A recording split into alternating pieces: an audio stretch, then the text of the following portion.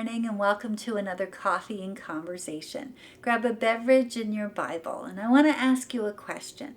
How many times each day do you complain about something? Now, complaining seems to be like a favorite pastime for many of us. We complain about the weather. We complain about what we have to wear. We complain about work or other people. We complain about food. We complain about the traffic and technology. It seems like we have so much to complain about. Philippians 2:14 says, "Do all things without complaining and disputing."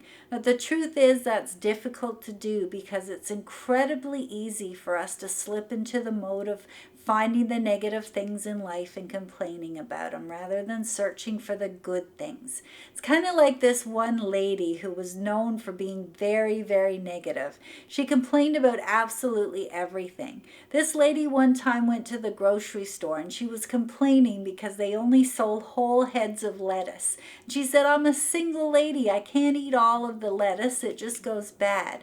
I demand that you sell me a half a head of lettuce." The worker said to her, "Well, I can't do that." And then she threw a fit. So finally the worker went back and was cutting the head of lettuce in half. One of his buddies says, "What in the world are you doing?" He said, "Oh, some lady who's just a pain like you would not believe wants to buy a half a head of lettuce." Then he looked up and saw that the lady was right by him. And he said, "And this fine lady would like to buy the other half of the head of lettuce." It's easy and natural for us to complain about things. And if you're like me, it is so easy to slip into the mode of complaining. But did you know that God takes complaining seriously? We see this so clearly in the story of the children of Israel and their journey out of Egypt and into the promised land. They complained so much that it made God angry. In Numbers 11 verse 1 it says, "So the people began to complain about their hardship, and the Lord heard everything they said.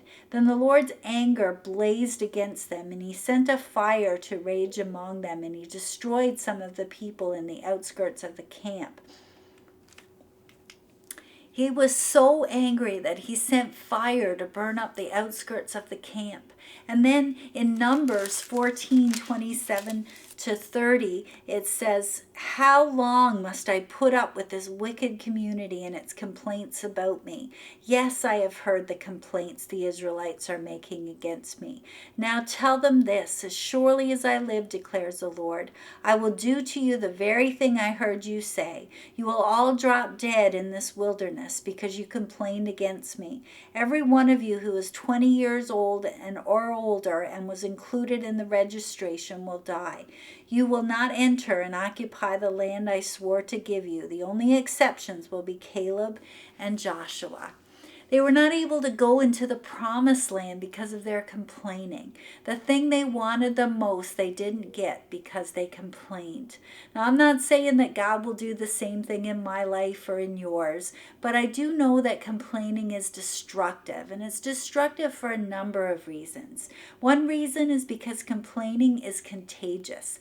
Notice, first of all, they began to murmur in their tents, and before long the whole group of them were moaning and groaning and complaining.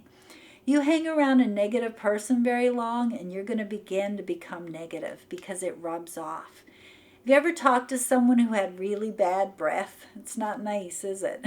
I heard one person say complaining is spiritual bad breath. And the thing about bad breath is you notice when it comes out of someone else's mouth, but not out of your own.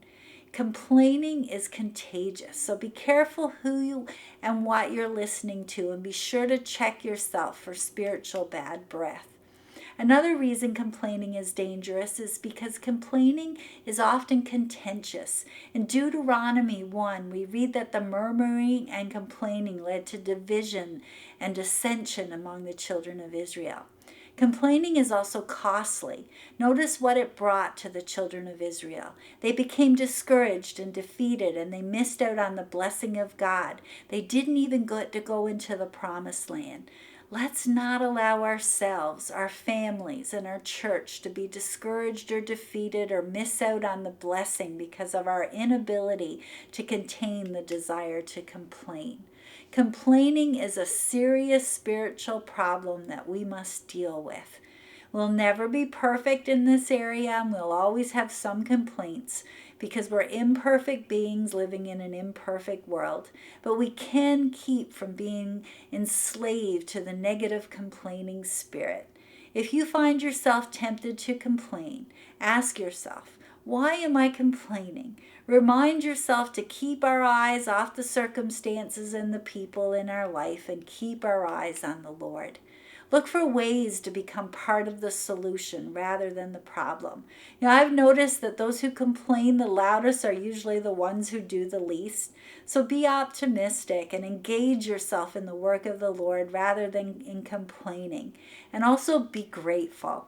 In the book Springs in the Valley, the writer tells of a man who found a barn which contained the seeds that Satan grows in the human heart. He found that the seeds of complaining were quite numerous, and he learned that these seeds can be made to grow most anywhere. But when Satan was questioned, he reluctantly admitted that there was one place that he could never get them to thrive. And where is that? Asked the man. Sadly replied, in the heart of a grateful person. So let's consider all that God has done for us, and all that God has promised to do for us, and all that awaits us. And it's certain that we'll complain much less. God, help us to quit complaining. I want to thank you for joining me today. Take care, stay safe, and let your light shine.